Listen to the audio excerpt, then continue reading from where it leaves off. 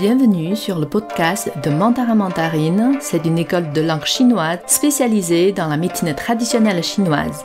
Vous pouvez approfondir votre exploration de cette médecine grâce à une meilleure connaissance du mandarin. Venez goûter aux fruits de 5000 ans de culture grâce à des leçons pleines de vitamines. 你们好. 你们好.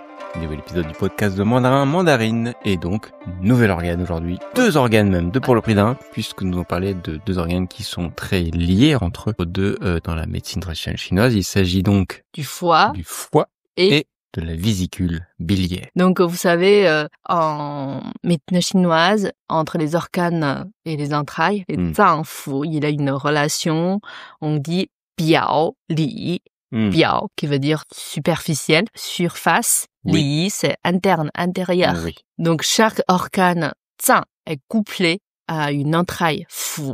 Donc, le foie et la vésicule biliaire, justement, c'est un couple comme ça. D'accord. C'est toujours ensemble. Donc le foie, c'est la partie intérieure, l'organe, alors que la vésicule biliaire, c'est la partie viscéraire, la partie extérieure. C'est ça. D'abord, le foie, la prononciation, c'est can. Can. Premier ton. Ouais. G-A-N. Can. Can. Le caractère, d'abord la gauche, maintenant vous avez l'habitude, toujours la clé composante de la chair. Voilà, la lune qui ici a le sens de chair, du corps. Oui. La partie droite, c'est comme un tronc d'arbre, qui veut dire principal, important. D'accord. Parce que le foie, c'est hyper important. Si le foie ne fonctionne pas, c'est problématique. Ouais, voilà. Et d'ailleurs, on dit que le foie, c'est un général, c'est un stratège. Tu t'appelles le cœur, c'est l'empereur. Ouais. Donc, l'empereur ne peut pas gérer un pays tout seul. Il faut quand même un général. Donc, c'est important. Ouais. Et du coup, il y a aussi cette idée que le foie est là aussi pour défendre. Voilà. Il va faire ce qu'il faut pour défendre le corps. Après, il y a la vésicule biliaire, qui se prononce dan. Dan. Ouais. 3e ton. Donc, DAN, comme les Dan, si vous avez pratiqué un art martial en France, le premier Dan, 2e Dan, 3e Dan. Ah oui, on avait fait un épisode sur ça. Ouais. Dan, ouais. Dan tien. Là, c'est 3e ton. Dan. Dan. Pour l'écriture, pareil, la clé de la chair à gauche. La partie droite, en fait, ça, c'est un caractère simplifié. Le caractère traditionnel, dans la partie droite, ça signifiait une personne qui parlait tout le temps.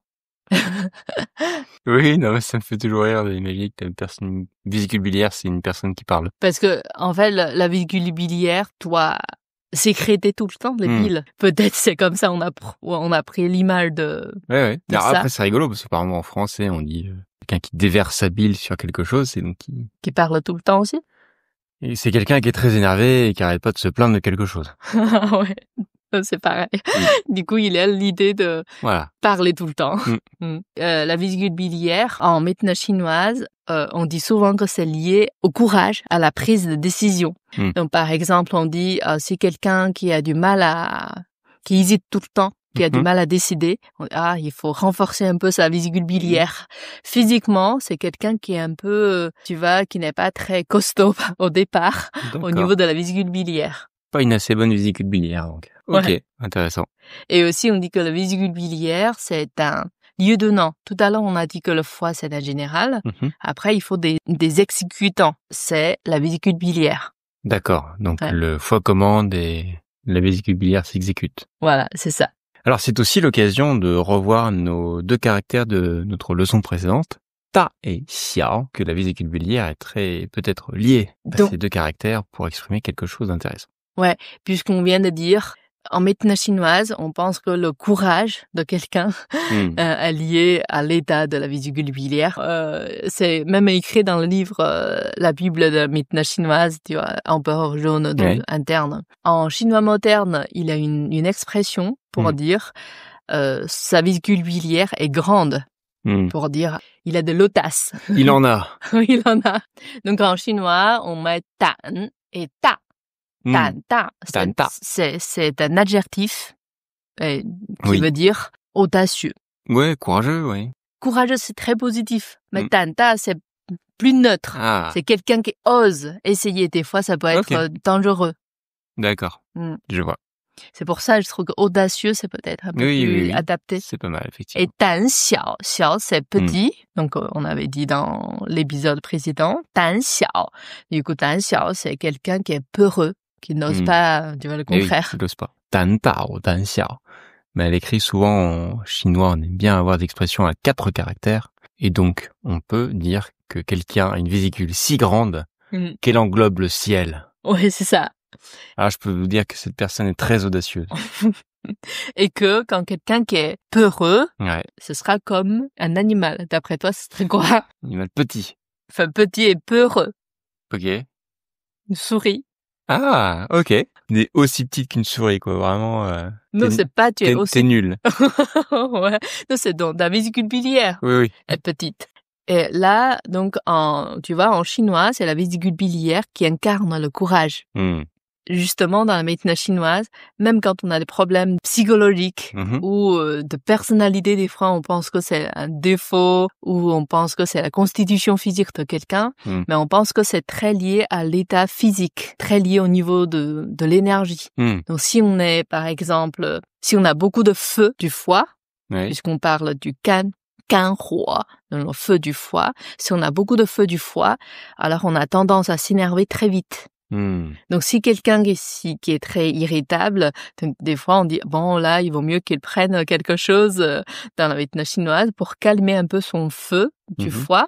C'est pas juste qu'il est stressé, c'est aussi physique. Je trouve que c'est très logique. C'est un peu comme le changement de l'hormone dans la médecine conventionnelle. Et en médecine chinoise, depuis longtemps, on pense que c'est très lié.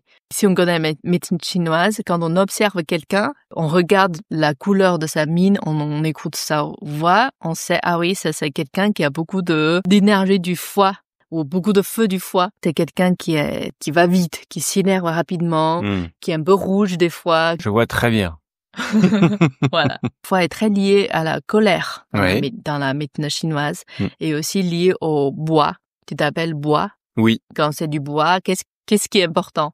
S'il y a un arbre au printemps, il faut que ça pousse. Et il faut que ça sorte. Si tu mets quelque chose sur l'arbre pour qu'il pousse pas, ça va pas.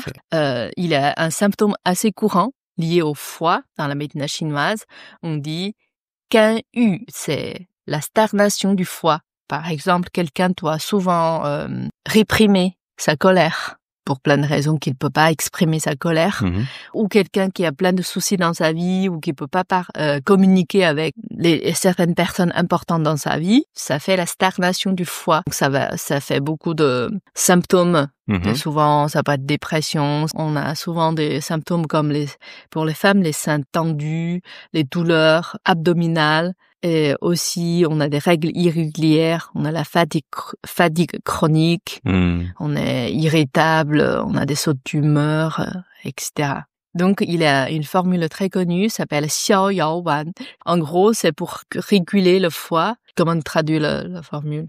Et Xiao Yao, c'est l'idée de flotter un peu, mais de vagabonder, errer, voilà, il y a un truc de errer en liberté, quoi. Le contraire de blocage. Ouais, c'est la pilule qui débloque. Ouais, c'est ça. Donc c'est très très connu comme formule parce que pour le foie, surtout maintenant, beaucoup de femmes surtout, mais pas seulement, mais beaucoup de personnes, on a la frustration, le problème du foie parce que tu vois, on a beaucoup de stress, on peut pas forcément exprimer toujours nos émotions, nos colères, surtout les émotions négatives. Du coup, c'est un peu gardé, réprimé. Ça fait la stagnation du foie. D'accord. Faire attention au foie. Ouais. En chinois, il y a une expression, on dit exposer son foie et verser sa bile. Ok. D'après toi, c'est quoi? Alors, c'est vrai que comme en français, on a déversé sa bile, j'aurais tendance à penser à quelqu'un qui est en colère, mais exposer son foie, c'est pas la même chose, quoi. Non. C'est dévotion absolue. On donne sa bile. Voilà. Ah oui, d'accord. On se donne corps et âme. Ouais, on se donne absolument tout pour faire quelque chose. Souvent, on décrit un peu les guerriers ou tu vois qui est prêt pour sacrifier sa vie, un pays presque. Et il peut même donner son foie et sa bile. Voilà. Quel courage. Et aussi, on avait dit que le foie et la vésicule biliaire sont toujours liés. Il y a une autre expression, on dit foie et vésicule biliaire s'éclairent mutuellement. Ok, ouais, une bonne amitié ou... Ouais, à peu près, c'est une loyauté absolue. Ok, tu peux absolument lui faire confiance. On s'entend comme foie et vésicule. C'est ça, en gros c'est ça. Ouais. Excellent. Dans la cuisine chinoise, on cuisine beaucoup le foie. Et en France aussi? Oui, ça se trouve, oui. C'est rare? Si, ça se cuisine pas mal. Mais c'est vrai dans la cuisine chinoise, c'est souvent du foie dans les petits plats à côté, en petites tranches ou voilà. Oui. Ouais. En plus, on pense que c'est très nourrissant. Oui, plein de fer. Voilà, c'est ça. Mais on fait souvent du pâté avec ou des choses comme ça, quoi. Le pâté de foie de morue, le pâté de foie, ça se fait beaucoup, ouais. Ok. Donc, can et tan. Tan. Can, tan. Voilà, je vous souhaite d'avoir une vésicule biliaire de bonne taille. Tout à fait. Mais vous en avez déjà une conséquente pour vous être lancé dans cet apprentissage, donc je ne m'inquiète pas. Ouais. Bon, à la prochaine fois. Ça tient. Voilà, c'est la fin de cet épisode. Vous reprendriez bien un nouveau concentré de culture et de langue mandarine. N'hésitez pas à vous renseigner sur mandarinmandarine.fr. Tenez vos jus.